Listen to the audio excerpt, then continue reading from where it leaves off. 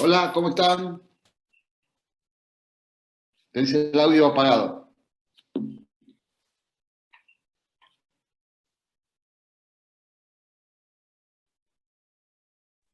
Ahí sí. Hola Rubén, ¿cómo Ahora estás? sí, ¿cómo estás? ¿Bien? Bien, bien, muchas gracias por la conexión, por el tiempo. Sabemos que viene llegando un viaje relativamente largo. Ya fueron a Entre Ríos, si no me No, a equivoco. Santiago del Estero ayer. Ayer. Fueron a jugar con Patronato. A lo que se llama Copa Argentina, viste que acá también hay dos copas, el torneo habitual y la Copa Argentina, que es como la Copa Italia, como la Copa del Rey, así, y ¿Ya? jugamos ayer cuartos de final. Ya, muy bien. Sí, se Lo lo que vi que pasa, ganaron claro, a llegamos penales. como sí, ganamos. Llegamos como a las 4 de la mañana a Buenos Aires y hoy pusieron entrenamiento a la tarde porque jugamos el domingo, entonces, bueno, viste, a veces no sabés qué horario tenés y eso. Sí, muchas gracias por darse el tiempo. Juegan con Colón, si mal no recuerdo. Jugamos con Colón el domingo, sí. Y el domingo subsiguiente con River, el clásico. Y el domingo, pues, sí, después con el clásico, sí. Bueno, muchas gracias y nuevamente por darse el tiempo, porque sabemos que la agenda es apretada, así que primero que todo, mencionar que nosotros con algún grupo de alumnos por ahí nació la inquietud, ellos lo conocen bastante como profesional, digamos, público muy reconocido en Latinoamérica y el mundo sobre entrenamiento intermitente y nació la inquietud de poder hacer un live. Y la verdad es que por suerte, gracias a nuestro amigo en común, Mario Di Santos, se pudo dar, así que eternamente agradecido por el tiempo, es que sabemos que es escaso. Ningún problema, ningún problema. Bueno, para la gente que nos está Vamos acompañando, siempre para sumar. sí, muchas gracias porque sabemos que es bastante requerido. Para la gente que nos está mirando, contarle un poquito sobre Rubén Argemi, que es médico de profesión, actualmente trabaja en el plantel profesional de Boca Juniors, lleva creo que 16 años trabajando en Boca, ¿cierto? Y antes otros 14 en Independiente, si mal no recuerdo. Sí, ya 18 en Boca y 14 en Independiente. Sí, soy medio viejo ya. Hace 30 que estoy, un poquito más de 30 que estoy en el fútbol. No, bastante, y eso, bueno, toda esa experiencia vamos a intentar volcarla en esta charla. Y profesor, partiendo por lo que nos convoca, ¿por qué cree que la gente le llama tanto la atención la metodología intermitente? ¿Cuál es el background que tiene esto que nos interesa tanto? A ver, lo primero que uno tiene que decir cuando dice intermitente dice la enorme confusión que hay, no solo en la gente, sino en la bibliografía, ¿no? Yo tengo ahí por ahí una presentación donde muestro que lamentablemente, digamos, a diferencia de los médicos estamos acostumbrados a las cosas ponerles un nombre y estar todos más o menos de acuerdo en algún nombre. Después uno puede estar desacuerdo en alguna terapia, pero en los nombres, digo, un esguince es un esguince y es lo mismo para todos en todo el mundo. Viste, cuando uno entra en esto de las ciencias del deporte y sobre todo lo que es los profes de educación física, algunas veces he tenido de compartir que discuten qué es el deporte, ¿no? Digo, los profes, viste que discuten todo. Entonces acá hay una gran mezcla en lo que es la terminología, ¿no? Que el intermitente, que el interval, que el hit, como que cada cual le pone el nombre que quiere. Indudablemente la historia de la fisiología del ejercicio nace en base a entender la resistencia como el correr eh, y sostener un tipo de intensidad del esfuerzo durante un tiempo. Nace así.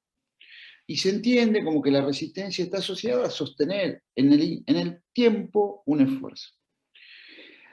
Y pareciera, y esto también los médicos han aportado mucho a esta confusión general, creer que la resistencia solo se desarrolla desde esfuerzos largos, porque o mejora el consumo de oxígeno, o mejora la masa mitocondrial, bueno, podríamos discutir estos aspectos, pero que eso solo se sostiene en función de un esfuerzo de larga duración, o por lo menos una suma de esfuerzos de mediana duración. Y a la que la gente le sorprende que la resistencia se pueda lograr desde la sucesiva repetición de esfuerzos cortos. Y esto como que va en contra de lo que hemos aprendido en nuestra formación de grado, ¿no? Porque además la gente cree que si vos haces un esfuerzo de corta duración, tiene que ser maximal, y no entienden el concepto de esfuerzo, es un máximo repetido. Y esto es lo que más llama la atención. Y bueno, y a partir de ahí se arman todos los líos que se arman. sea, La es, fisiología. digamos, perdón que interrumpa, pero es como un cambio de paradigma porque se entiende la resistencia como continuo extensivo, mucho volumen, mucho tiempo, baja intensidad, versus esta nueva metodología, si podemos llamarlo nuevo, corto e intenso, muy fraccionado y de tiempo muy corto.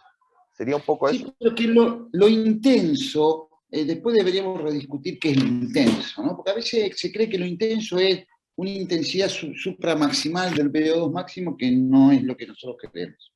A ver, la performance aeróbica se mejora por tres aspectos.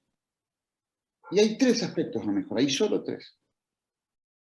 O se mejora el consumo máximo de oxígeno, y eso se hace desde intervalos largos, porque para trabajar sobre el consumo de oxígeno en intervalo tiene que ser lo suficientemente largo para llegar a ese máximo consumo de oxígeno, y esto nunca es menor de 2 a 3 minutos. Pero que ahí ya viene mi opinión, que yo creo que el consumo de oxígeno es genético, no es entrenable o es muy poco entrenable. El segundo punto que todos estamos de acuerdo, que mejora es a través del desarrollo de la masa mitocondrial, el aumento del número de enzimas, el aumento del número de la hiperplasia mitocondrial, el aumento de la tasa de producción enzimática, y esto es verdad. Y para esto hay que hacer esfuerzos sostenidos en el tiempo. Esto es verdad, pero esto paga un peaje, que esto es verdad en las fibras lentas. Entonces, esto es verdad en un maratonista, no es verdad en un tenista o un jugador de fútbol.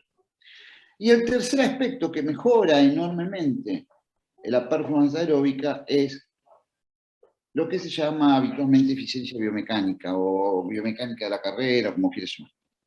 Y la biomecánica, el desarrollo de la biomecánica y la mejora de la biomecánica es específica al gesto. Digamos, no hay mejoras de las biomecánicas inespecíficas, esto no existe. Bueno, a partir de conjugar estas tres cosas es donde aparece el gran problema. Si vos trabajás solo sobre el consumo de oxígeno, generás fatiga crónica o sobreentrenamiento o fatiga a corto plazo. Si vos trabajás sobre la masa mitocondrial exclusiva, haces enlentecimiento de los gestos, porque eso se desarrolla a partir de las fibras lentas. Y si vos querés mejorar la biomecánica, la tenés que hacer específica qué tipo de biomecánica va a tener el deporte. Ahora, una cosa es mejorar la biomecánica y otra cosa es, decir, una cosa, según nuestro criterio, es no trabajar en función de la mejora de la masa mitocondrial, y otra cosa es que quiero que mejore la masa mitocondrial acompañando esa eficiencia biomecánica. Porque acá aparece ya otra discusión que tiene que ver a qué tipo de fibra muscular yo le pongo la mitocondria. Y yo tengo dos opciones. O se la pongo la fibra 1, que esto está en todos los libros y esto lo saben todos, pero la segunda opción es ponérsela a las fibras 2A, que son las fibras preparadas para esfuerzo corto y repetido. Entonces, la fibra 2A desarrolla tanta masa mitocondrial como la fibra 1. Bueno, nosotros preferimos esta última opción. Y esto se hace a partir de esfuerzos cortos y repetidos, pero cuando hablamos de intensidad, nosotros hablamos de una intensidad cercana a la intensidad BAM y no por encima de helio, porque si no, la estimulación de las estructuras glucolíticas termina no permitiéndote un adecuado volumen que va a ser sí, el que te termina permitiendo el desarrollo de la resistencia junto a la eficiencia biomecánica. Es decir, que son discusiones, digamos, no hay una simple respuesta, es todo muy complejo en la discusión, porque es todo muy integrado. Sí, bueno, yo he escuchado varias de sus charlas y dentro de ellas, bueno, se analiza un porcentaje del 90 al 110 de la BAM, que es lo que usted llamaría intermitente, en este caso metabólico, si mal no recuerdo.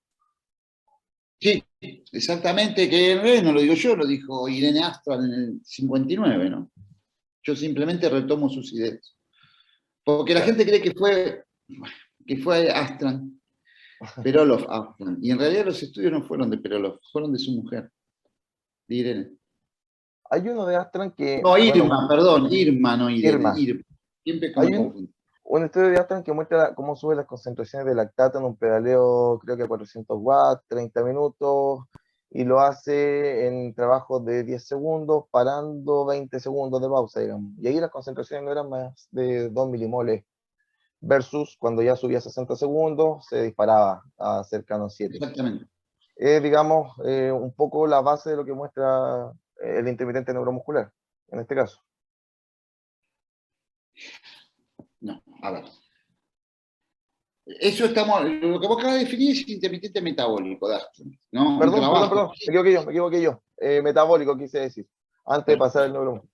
Bien, vos estás hablando de un trabajo de 10 segundos cíclico con 20 segundos de pausa. Nosotros lo que decimos es que ahí la clave es una integración de tres cosas, que es la intensidad, la duración de la actividad y la duración de la pausa.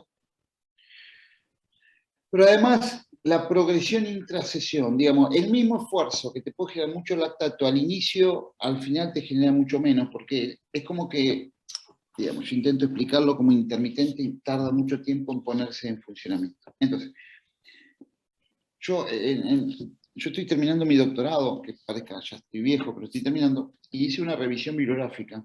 Y está, cuando, más que una revisión, hice un metaanálisis, dentro de todas las cosas hice un metaanálisis, donde si vos analizás todas las publicaciones, está muy claramente definido en la sumatoria de todas las publicaciones, que hasta el 110% de la BAM, la concentración del lactato no es proporcional a la intensidad de carrera. Hasta el 110% de la BAM. Y a partir del 110% de la BAM, la concentración del lactato es proporcional a la velocidad de la carrera. Digamos, es como que el lactato hace así, en el intermitente estoy hablando, hasta el 110 y ahí despega. Eso está bastante claro en la bibliografía. Analizar muchas y meterlas todas y es bastante claro. Entonces, si nosotros nos mantenemos hasta ese 110% de la BAM, relación 1-1-1-2, hasta una duración de 30 segundos, la concentración del lactato tiene más que ver con la intensidad que con la duración. Esto implica que vas a estar dentro de un sistema de alto consumo de oxígeno con bajo nivel de lactato en sangre. Eso está bastante claro en la bibliografía. Pero insisto, seguramente cuando termine el doctorado voy a hacer una de las publicaciones, va a ser esa, que es muy interesante análisis. Esto es una cosa.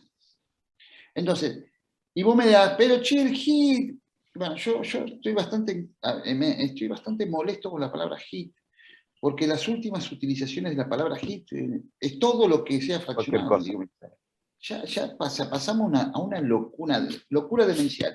Históricamente, cuando uno imaginaba el HIIT, imaginaba 30 segundos all out con 4 a 7 minutos de reposo. Eso es lo que imaginaba. Y entonces ese HIIT era bastante relacionado con la tolerancia a lactácida tradicional. Hoy le llaman HIIT a todo lo que sea fraccionado, digo. Y a mí me parece que se ha desvirtuado muchísimo la palabra HIIT, porque digo, prácticamente HIIT le llaman a toda forma de entrenamiento. Entonces, ¿cuáles son los principios del HIIT? Toda forma de entrenamiento le llaman HIIT. ¿Qué es HIIT? Digo, si a mí me dicen, cuando a mí me dicen que el HIIT es una intensidad por encima del 85% del VO2, eso es el interval training de toda la vida. ¿Qué cambia entonces? ¿Qué nuevo aportó el HIIT?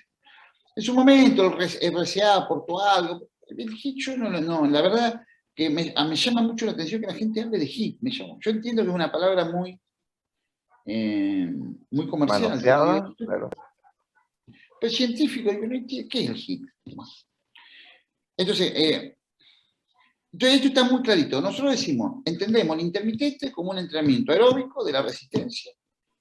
Y obviamente nosotros creemos que uno de los principios del entrenamiento de la resistencia como la entendemos nosotros, como el endurance anglosajón, no el entrenamiento de la resistencia anglosajona, que es la fuerza nuestra, sino el entrenamiento de aeróbico, como quieran llamarle, está asociado a volumen. No puedo entrenar entrenamiento aeróbico sin volumen, por lo menos a mediano y largo plazo. Digamos, yo puedo mejorar a alguien las primeras 3-4 semanas con cualquier método que haga, pero después no lo sostengo en el tiempo. No lo sostengo. Yo siempre digo lo mismo. Yo hace 30 años que trabajo en el fútbol y habré trabajado con más de 100 entrenadores. Yo ya sé a quiénes les fue bien y a quiénes les fue mal. Ya lo sabemos. Yo lo veo entrenar los primeros 3 días de la semana y ya sé si a los 6 meses le va a ir bien o le va a ir mal. Porque ya la pasamos. Mi ventaja es que como yo no planifico, sino planifican los otros, yo solo miro, yo ya sé a quiénes le ha ido bien y a quiénes le ha ido mal. Ya te digo, hace 30 años que estoy en esto. Imagínate que he ¿Cómo es la pasado por mancomunión y la comunicación con los cuerpos técnicos, con los preparadores físicos? ¿Es fluida, no es fluida? se da o son más reticentes, en este caso, a acercarse al médico del club? A ver, la realidad, yo siempre digo que el fútbol está preparado para la multidisciplina, es decir, un traumatólogo, un nutricionista, un kinesiólogo, un profe. Cuando entramos los médicos deportólogos, transformamos esto en la interdisciplina, porque ya conectamos las áreas. Obviamente, digo, acá dependerá el cuerpo técnico. Digo, primero, siempre sabemos que el cuerpo técnico son nuestros jefes. Eso por nosotros está claro. Nosotros sabemos que el que decide es el profe. Yo lo tengo recontra claro. Yo estoy. Si me preguntan mi opinión, se la doy. Y si no me preguntan, no opino. Porque entiendo que le pagan a ellos más que a mí, tienen más responsabilidad ellos más que a mí y ellos se van del club. Ahora, si puedo, hoy cada vez más el profe, y yo ya me conocen, la mayoría, me permiten opinar. Pero yo opino, no tomo decisiones, porque creo que el profe, lo que pasa es que ahí después vas a opinar, vos ya sabés cuál es el que tiene una visión cardiometabólica, que tiene una visión neuromecánica, el que leyó a Bosch, el que leyó a los americanos de Exos, el que leyó a los sistemas más tradicionales, vos ya por lo que haces ya sabés a quién lee. Y a partir de ahí vos le decís, mirá, fíjate acá, no, mirá, acá está mal, y después el GPS te muestra, ¿no? Te muestra, cuando te equivocas, te lo empieza a mostrar que te estás equivocando. Entonces, ahí viene una interrelación muy interesante, pero siempre sabiendo que los jefes son los cuerpos técnicos. Nosotros decidimos los lesionados, los que deciden en los sanos es el cuerpo técnico, y el técnico es nuestro jefe, nos pregunta, opinamos. Hay algunos que les gusta más, que le digan, no, mirá, fíjate acá, no, mirá. A otros les gusta menos. A veces el profe se siente como auditado por nosotros, no es nuestra función auditar al profe, nuestra función es colaborar. Nosotros, yo siempre le digo lo mismo, profe, mira, vos ganás más que yo, pero de premio ganamos parecido, al que más le sirve ganar es a mí, entonces yo siempre voy a tratar de que el equipo gane, porque a mí me sirve económicamente, porcentualmente más que a vos, ¿te entiendes? Yo nunca voy a hacer algo para que vos pierdas, jamás, siempre queremos ganar, nosotros somos los más interesados en ganar. Porque a mí ganar en serio me duplica el sueldo por día, entonces te imaginas que quiero ganar. ¿De qué me sirve perder?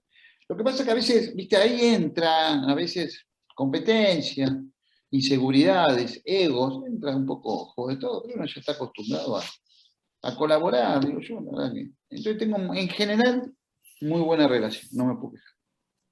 Volviendo al trabajo intermitente, a pesar de que estaba muy interesante esta conversación, porque escapa un poco de lo que uno puede escuchar de ustedes en las conferencias que da a nivel mundial, pero volviendo un poco al intermitente, la particularidad que tiene es que nos hace trabajar, ojalá, con las menores cantidades de lactato, ¿ya? Porque sabemos que el lactato llega a un momento en que, por la diseminación del AMP, más los hidrogeniones que suelta, forma amoníaco y produce una intoxicación del sistema nervioso.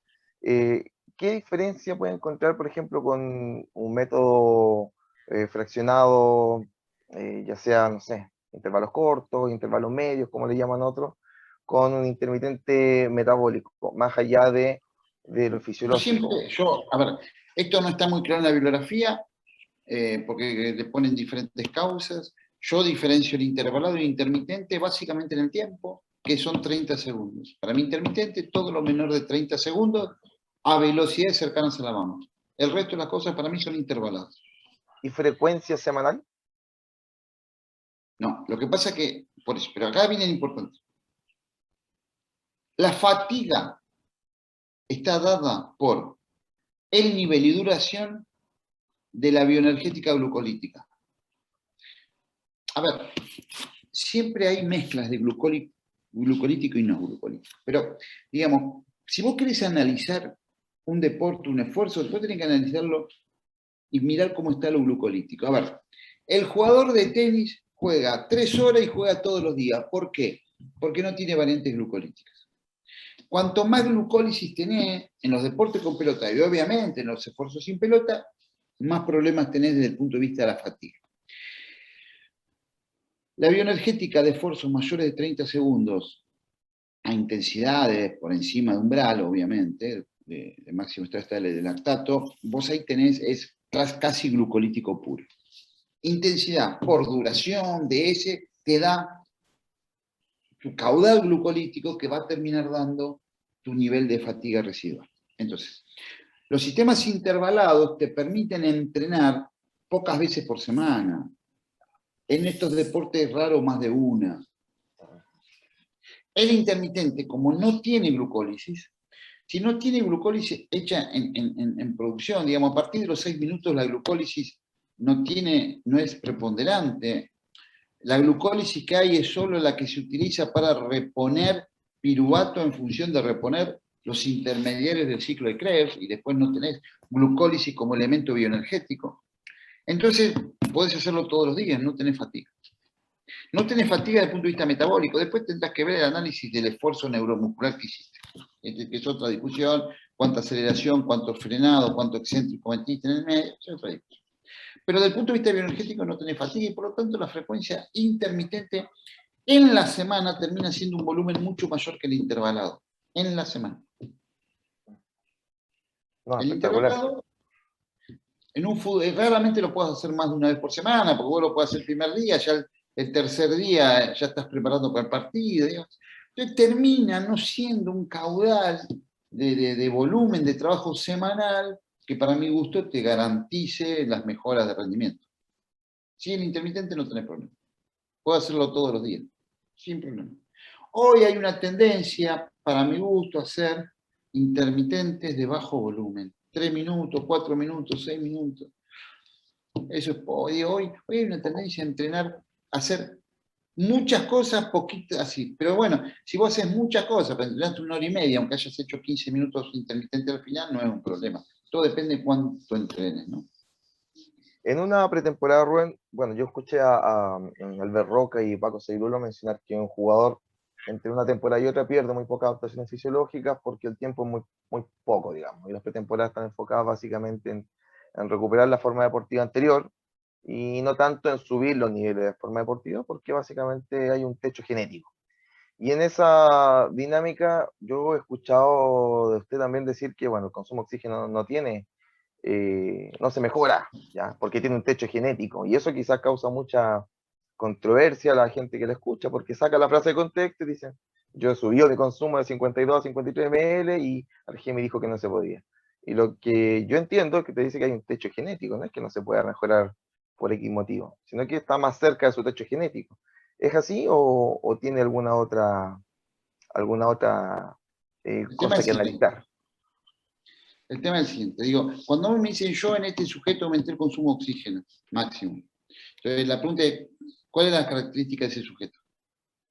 ¿Cuál es la característica? Es decir, esa primera evaluación, ¿cómo era? Porque me decís, no, lo subí a 52, 53, 52, 53, y después, y el siguiente año, ¿lo volviste a subir 5 o 6 mililitros de consumo de oxígeno por kilo peso? Esta es la primera pregunta. Sí, hay un trabajo muy lindo de la evolución de Armstrong, de Lance Armstrong, que muestra que si vos lo mirás en términos relativos, el consumo de oxígeno aumentó, pero si vos lo mirás en términos absolutos, bajó. ¿Qué pasó? El tipo perdió 10 kilos de masa grasa, claro. Claro, pero aumentó el consumo de oxígeno simplemente porque estaba más flaco. Sí. A ver, esto es muy simple de mirar. Vos a mí mostrame la primera evaluación y la segunda. Entonces vos me mostrás las dos. Cuando me muestres la primera evaluación, decime a qué cociente respiratorio terminó esa primera evaluación. Y después me mostrás la segunda y me decís a qué cociente respiratorio terminó la segunda. Porque si la primera terminó a 48 mililitros con 1,05 cociente respiratorio y la segunda terminó a 53 mililitros con 1,20 de cociente respiratorio, no aumentó el consumo de oxígeno. Retrasaste la fatiga. En la primera evaluación no tuviste criterio de evaluación de VO2. VO2 no es mi máximo consumo de oxígeno, es haber alcanzado en una prueba criterios de VO2 máximo. Primer criterio, el más importante, se amesetó la curva de VO2 máximo al final, porque si el VO2 máximo venía así y vos te agotaste, quiere decir que no tenés criterio.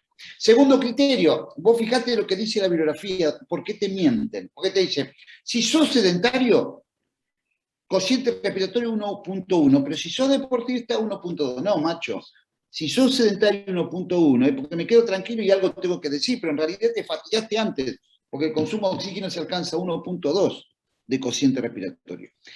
¿Por qué? Y porque a ese cociente respiratorio vos tenés la suficiente cantidad de protones, la suficiente cantidad de dióxido de carbono para vasodilatar los músculos funcionantes y por lo tanto alcanzar tu real máximo consumo de oxígeno genético. Esto es lo mismo que yo te diga, la talla es genética, pero si no comés no la llegás a la talla. Obviamente es que el consumo de oxígeno es genético, pues si no entrenás no alcanzás el máximo consumo de oxígeno. Entonces, acá la discusión es si vos podés ir alcanzando todos los años más consumo de oxígeno entrenando bien. Y no pasa eso. No pasa. Si vos mirás los estudios de Hill de 1933, te habla de consumo de oxígeno máximo de 80 mililitros. No te habla de 20 y que hoy entrenamos un siglo después barro y llegamos a 80. Ya ellos sabían que había 80. En el año 1933. Entonces lo que digo es que no es, yo cuando digo que no es entrenar el consumo de oxígeno, no es un capricho, es un hecho biológico. Ahora, decir no mejora el máximo consumo de oxígeno no es decir no hay que entrenar en el área de máximo consumo de oxígeno. Son dos cosas distintas. Veronique Villac mostró que entrenando en el área de máximo consumo de oxígeno no mejora el máximo consumo de oxígeno, pero con el mismo consumo de oxígeno yo corro más rápido. ¿Por qué mejora la eficiencia biomecánica? Yo no digo no entrenar el máximo, el área. Lo que digo es no esperar que ese entrenamiento me mejore el máximo consumo de oxígeno, porque no pasa en un tipo previamente bien entrenado. En un tipo mal entrenado sí puede haber aumento, hasta el 20% el primer año, pero después no sigue aumentando. Y esto está demostrado, toda la bibliografía que a mí me dicen, que demuestra que lo que yo digo es mentira, cuando vos la lees, la otra vez me reía mucho, porque decía, el criterio que decía, criterio de inclusión, tipo sedentario. ¿Y qué me querés demostrar? ¿Que aumenta el consumo de oxígeno con un grupo de tipo sedentario? Digo, es ridícula, es una discusión ridícula. Ahora, no es, para mí, para mí no es un problema, digo, simplemente no aumenta. No sé cuál es el problema. Ahora, ¿qué pasa? Entonces, si lo que aumenta es la eficiencia biomecánica es específica al gesto. En un futbolista yo quiero que mejore acelerando y desacelerando. Por eso pido esfuerzos cortos y no esfuerzos de 400 metros. Nada más. ¿Para qué quiero estimular a un tipo centro de gravedad alto? No hacia adelante 30 grados como corresponde en la aceleración. Un trabajo de amplitud y no frecuencial como corresponde en la aceleración. Apoyo que no tenga que ver con el metatarso, sino que apoya todo el pie. Y no como tiene que ver. Es decir, yo estoy desarrollando eficiencias en lugares que no son específicos a lo que yo quiero que ese jugador alcance. Ahora, entrenada y pasada de 400, prefiero la pasada de 400. ¿Sí? Sí. Entre los que no hacen preparación física y los que hacen preparación física, de cualquier manera, prefiero los que hacen preparación física. Lo peor es los preparadores físicos que dicen no existe la preparación física, eso para mí son los peores. Esos son los que me hacen perder siempre. Con eso perdí siempre. Con los otros ganás y perdés, e inclusive he ganado con tipos que hacen pasar de 400. Ahora, yo prefiero otra cosa. Se lesionan menos, les duele menos la cintura, tienen menos pubalgia, tienen menos tendinopatía, se desgarran menos. Ahora, después fútbol, muchachos, que se gana y se pierde de cualquier manera. Ahora, los que no hacen preparación física pierden siempre. A la larga pierden siempre. Pueden andar bien 2 o 3 meses cuando aprovechan el anterior preparado físico y le dan velocidad. Ellos sí los he visto ganar. Los primeros 3 meses, después pierden. Siempre. Bueno, tomando la experiencia, yo creo que ese dato hay que apuntarlo por ahí porque son muchos planteles, muchos cuerpos técnicos que habrán pasado, me imagino que ya está todo visto, entre Yo comillas todo visto. entrené o vi entrenar a la mayoría de los buenos, ¿eh? A la mayoría de los buenos. Bielsa creo que es el único que me queda. Los demás, o yo estuve en la cancha o estaba en la cancha al lado. Entonces los vi entrenar, a todos. ¿Qué tal Y te puedo Bianchi? decir, ¿eh? Bianchi, ¿qué tal? ¿El cuerpo técnico de él? ¿Le gusta el entrenamiento intermitente? Bueno, a ver, Santera nunca iba a decir que hacía intermitente. Ahora, cuando vos veías lo que hacía mucho intermitente. Ahora, también hacía cosas más largas en las pasadas. Es decir, en la pretemporada era un tipo muy tradicional. Y también hacía sentadilla con 200 kilos. Lo que pasa es que Santera tenía la visión de yo los asesino y quiero los que sobreviven. Nada más, lo demás no me interesa. Y Selección tenía natural. mucha tradición. Ahora, el que sobrevivía te mataba, te comía vivo. No, me imagino. Pero hacía Me acuerdo, yo lo he visto hacer 6x6 en 36 metros, bloque larguísimo. Sí. Hacía de todo, Julio, pero tenía una visión bastante intermitente de la historia. Sí, sí, pero además tenía una visión de volumen, entrenaba mucho volumen, por eso se sostuvo tantos años, porque entrenaba, los cagaba palo, entrenaba, olvídate. Más allá del técnico, más allá de los jugadores, pero vos hoy hablás con los jugadores que hoy nos conducen, ex jugadores de Santos, y te decían, Julio nos mataba. Era así, nos mataba. No, imagino que sí. Bueno, Hago pero una como vez corría. un profesor de un preparador físico muy conocido en Argentina dijo, si en la pretemporada los jugadores a las 11 de la noche no terminan muertos, se duermen todos del cansancio, es porque le estoy errando en algo. Lo que pasa es que ahora estamos en una etapa de una muy mala interpretación del Barcelona. La gente cree que en el Barcelona no entrenaban y están equivocados. Están equivocados.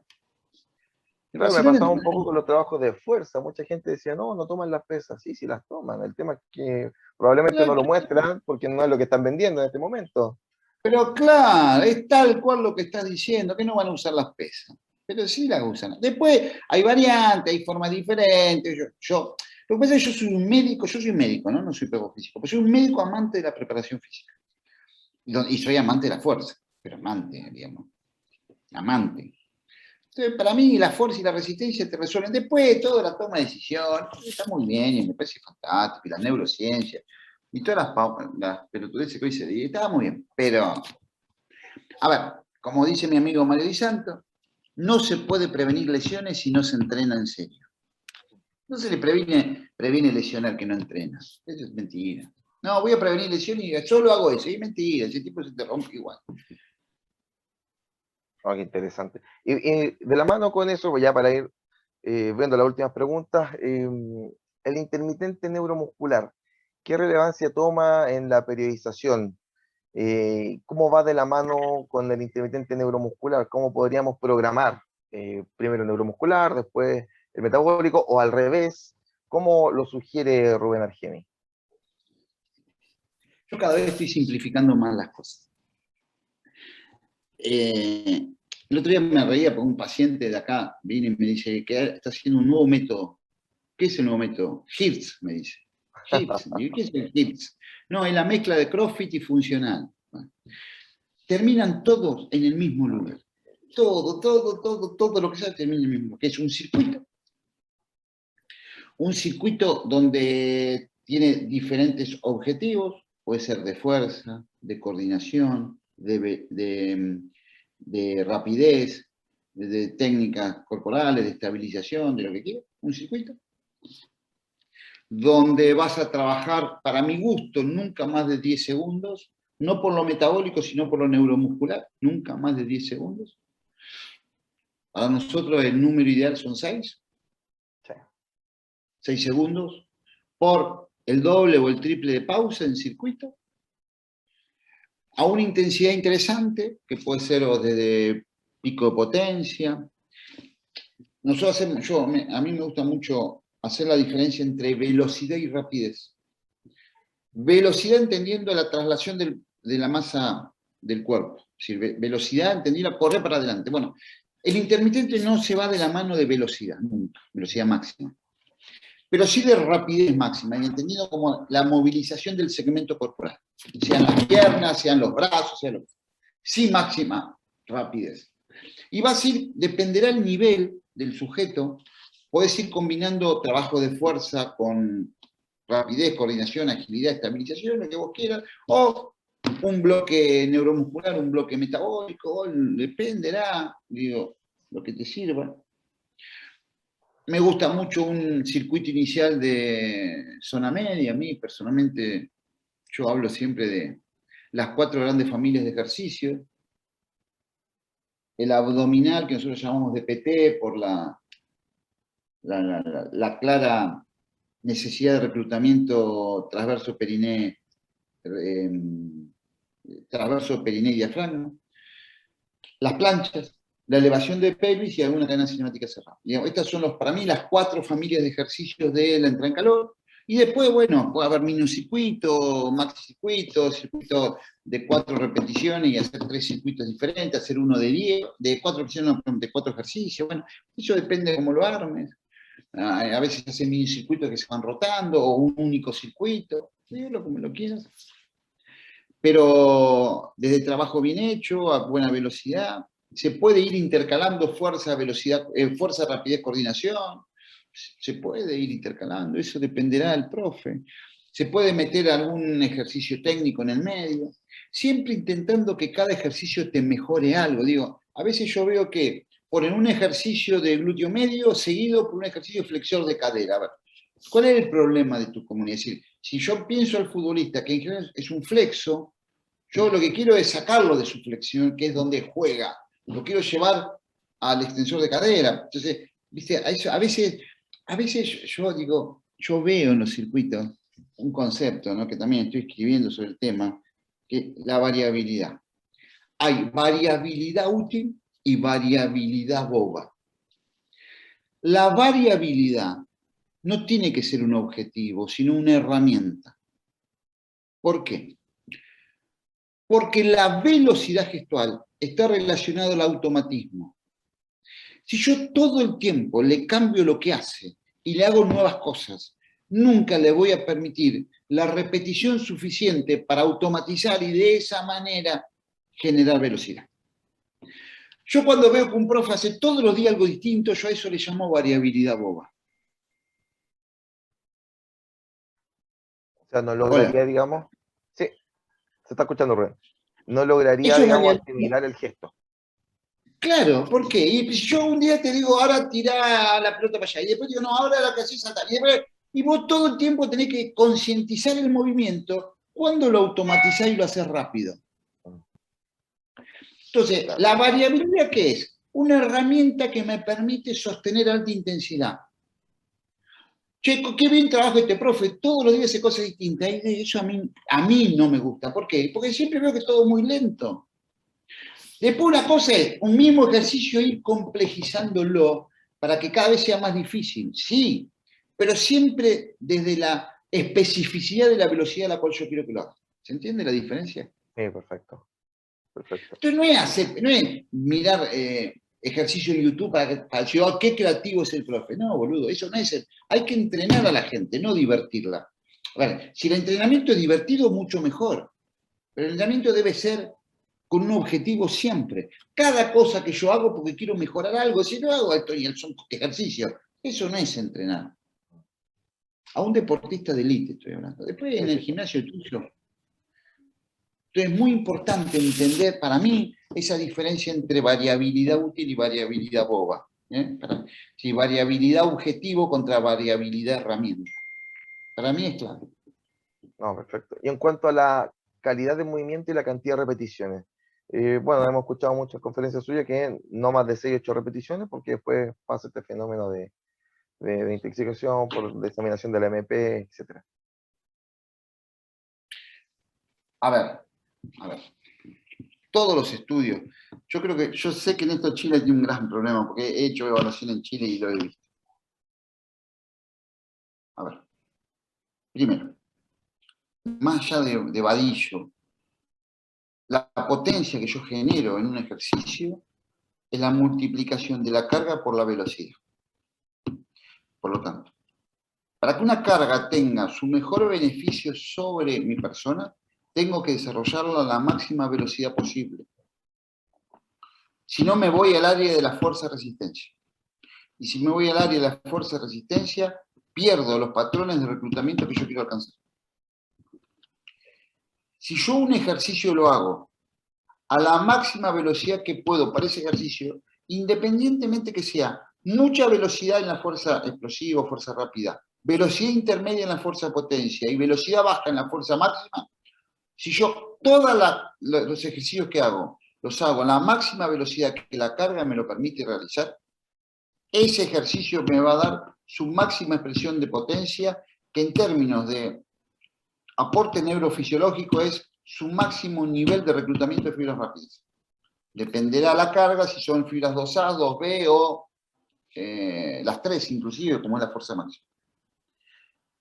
Si yo esto lo hago y lo sostengo en el tiempo y evalúo a un sujeto, ese sujeto, en general, después de la sexta repetición, sí o sí baja la velocidad. Aparece un fenómeno de fatiga. Fatiga neural, yo te diría, la fatiga neural se anticipa a la fatiga metabólica del lactato. Si yo es decir, yo siempre digo lo mismo, el cerebro se acuerda de lo último que hice. Siempre le pongo el mismo ejemplo pavo, pero si vos pensás en la última pareja que tuviste, no en la actual, te vas a acordar lo malo de esa pareja, sea hombre o mujer. No te vas a acordar de los inicios de la relación cuando era todo divino. Te vas a acordar de lo último de la relación cuando se pudrió todo. Lo mismo pasa en el entrenamiento. Si yo hago 10 repeticiones, las primeras 6 excelentes y las otras 4 una porquería, yo a mi cerebro le estoy diciendo, prepárate para la porquería, no para las primeras 6, para las últimas 4. Por lo tanto, la calidad del movimiento, más allá del no temblor, de la adecuada postura corporal y todas las técnicas que ustedes saben mejor que yo, requiere sostener la velocidad gestual. ¿Por qué esto me da las fibras rápidas? Si yo bajo la velocidad gestual es porque estoy incorporando fibras lentas, porque las rápidas se me fatigaron. Y esto en general son 6 repeticiones en fuerza-potencia. Pueden ser 6 a 8 en fuerza explosiva o rápida, como quieran llamarla, y pueden ser 2, 3 en fuerza máxima. Fuerza máxima es muy claro porque no se puede, ya no la puedes levantar más, o ya temblás como una hoja, pero digo, en fuerza potencia es donde encontramos el principal problema de que la gente puede hacer más de 6, y eso para nosotros es un problema. Por eso, como regla general, nuestro límite es 6, y con eso funciona muy bien. Porque además después inclusive Vadillo dijo que si vos hubieras podido hacer 8 y hiciste 6, la adaptación es la misma si hiciste 6 y no 8.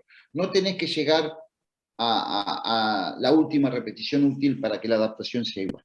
Después está lo otro, la discusión del entrenamiento de la fuerza basada en la velocidad, que es otra cosa que tiene punto de contacto con esto que acabo de decir, pero es otra cosa. Perfecto. Rubén, y para, bueno, ya ir cerrando y no abusar tanto de este tiempo maravilloso que nos está entregando, hay una frase que a mí me gusta mucho, y escuché en una conferencia suya que yo creo que después de haberla escuchado puse mucha atención en los momentos en que a mis deportistas les tocaba competir, en los momentos en que uno está entrenando, y creo que es así. El fútbol está lleno de esfuerzos submáximos y no máximos. ¿Qué nos podría decir al respecto? El deporte con pelota, el deporte de oposición, el deporte no de tiempo y marca, es casi excepcional que el jugador alcance su máxima prestación. Porque la prestación depende del timing de la pelota, del rival, del compañero. Es decir, yo no tengo que llegar primero a algún lugar, tengo que llegar justo a un lugar. Y ese justo a veces puede ser, pero es casi excepcional, digo, es excepcional. Alguna jugada que la pelota se esté por ir, pero digo, o algún contragolpe, pero en general ese jugador va mirando, va buscando el otro, si no corre en la postura. ¿Viste? Cuando la famosa carrera de Usain Bolt del